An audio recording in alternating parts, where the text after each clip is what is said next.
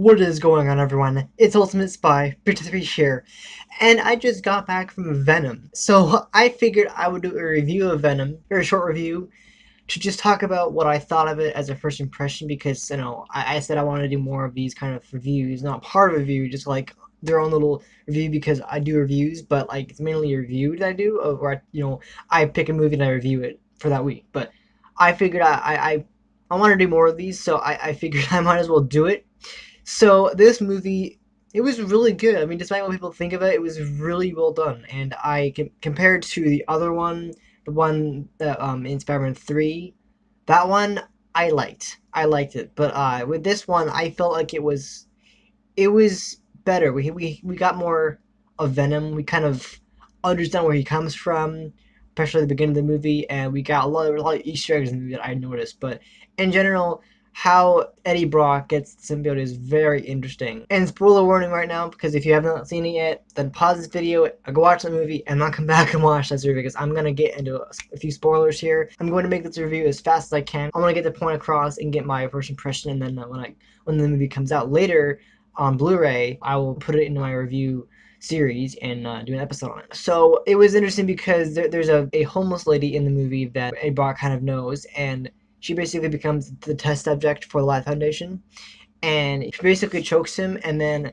the symbiote goes into him, and then he doesn't discover it until later that he actually can do all these crazy things, these awesome things. And I will admit, some of the problems with the movie were mainly the script. I can tell you that the script, I can see some of the lines that could have been rewritten, because I didn't think it was really necessary. Because I noticed that it got really bad reviews on Rotten Tomatoes and all that stuff, and I'm like, oh, I'm gonna see for myself. And it turns out it was really good, but again, the script could have used some work. I could see the script using a lot more work, and more time, to maybe some rewrites, because I could tell that some of the lines in the movie weren't like good.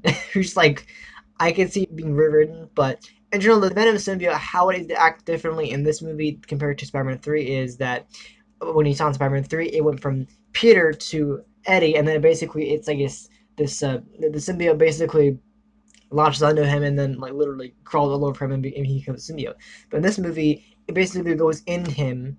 The symbiote basically they like, latch on, and then they literally enter the host body. Like they physically they're unlike the Spider-Man 3 thing where it was they enter the host body by literally being like by literally climbing onto it and getting all over it. In the Venom movie, it was a different scenario where it literally went into the host, and then it would just attack. Like there was a scene that was released, a little clip of the movie before the movie came out, where Eddie was like mask, and then he literally came out of his body and became the symbiote, which I thought was really cool. But there's also some other Easter eggs that I really liked. Like She Venom was in it. I was surprised. I knew about the character and I knew of it, but I didn't really know much about it. And so again, this is all spoiler here. So if you've not seen the movie, please go watch it before you watch this review.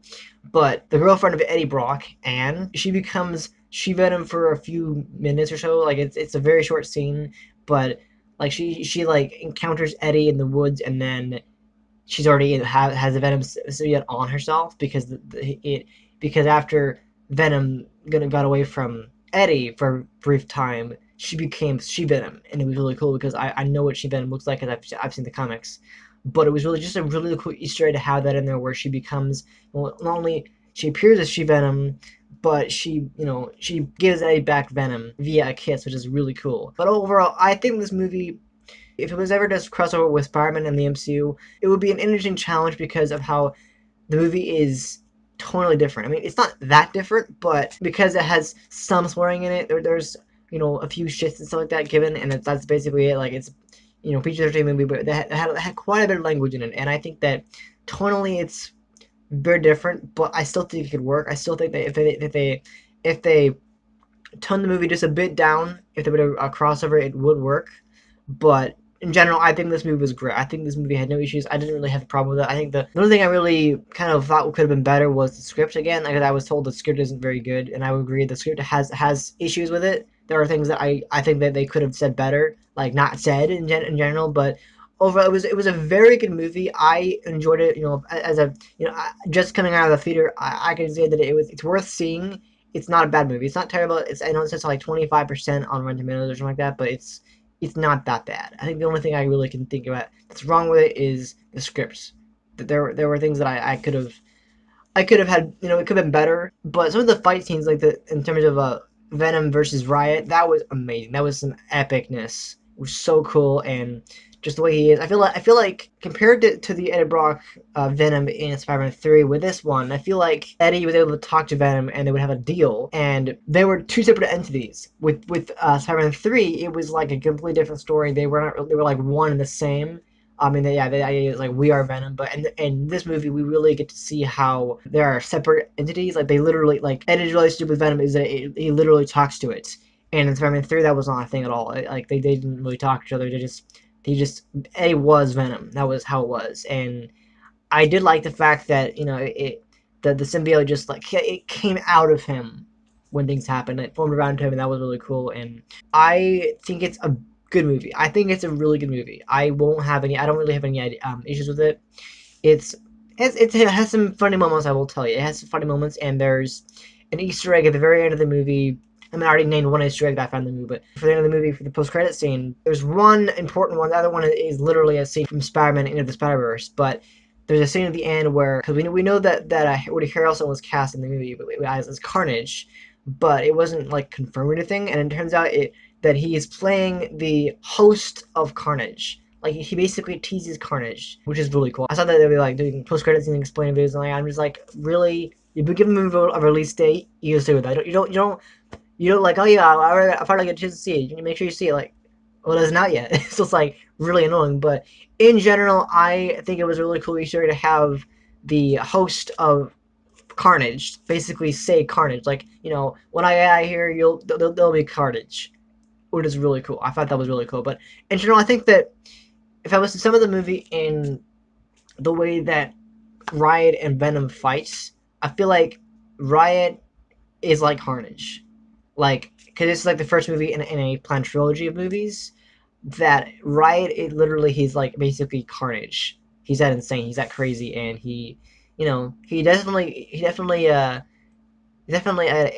tough opponent for Venom to do with. But also, because Eddie and Venom, they share the same body, and you think that Venom would be dead at the end of the movie, but apparently he was not.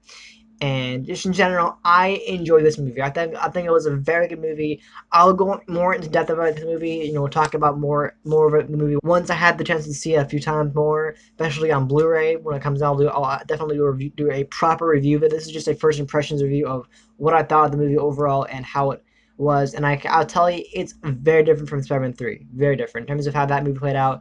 This movie is vastly different. The symbiote acts differently. It's totally different. Like it's just like it because Spider-Man 3, the Venom was on Eddie at all times, and in this movie, Eddie can just activate the symbiote when he wants to. He talks to the symbiote, and he can just activate it. He can just make you make the symbiote just be on him when he wants to. But in Spider-Man 3, it wasn't a thing, and I kind of like that. I don't think Spider-Man 3 was awful. I think that Spider-Man 3 was probably one of my favorite Spider-Man movies of all time. I loved it so much. I know people are thinking it's terrible. It's not that bad. I mean, again, I hadn't exactly grown up on the Venom comics. I didn't really know what to expect when I saw that movie. But like with this movie, I can definitely see it's a bit better. Honestly, I like this new movie, but I still think that the Venom of Spider-Man 3 was a very good version of Venom. But with this one, it's so different, and the way that Venom is formed, the way he's a liquid state, he feels more liquidy than the other one, which was like more like sticky. It was kind of this goo stuff, but with this movie, it's more like an actual liquid, and in general, I think it's a very good movie. This movie, it's funny. It has a couple of Easter eggs that were really cool, and it does it for more Venom movies and potentially a Spider movie if they do that. But I don't think that's gonna happen for a while. I mean, I'm only saying that because of how totally different it is, but again, it's just my opinion. But that's all I can say about Venom from a first impression standpoint, just coming out of the theater. That's all I can say about it. It was very good. It's not as bad as you guys think. If you see it, you'll really enjoy it. I think it's really good. Only thing I can really complain about is the script. Script could have been better. I think it could have been had some more work.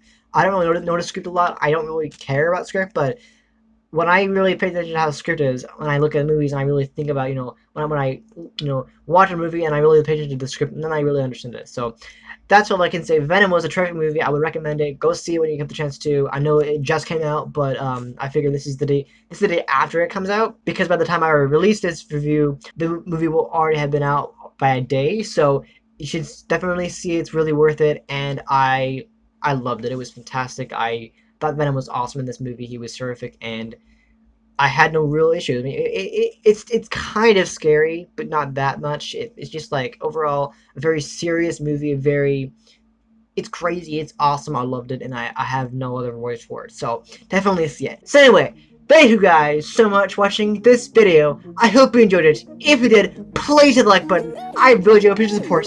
And if you're new to this channel, subscribe for more reviews like this and another great content. And I'll be back next time with another video. Alright? See ya.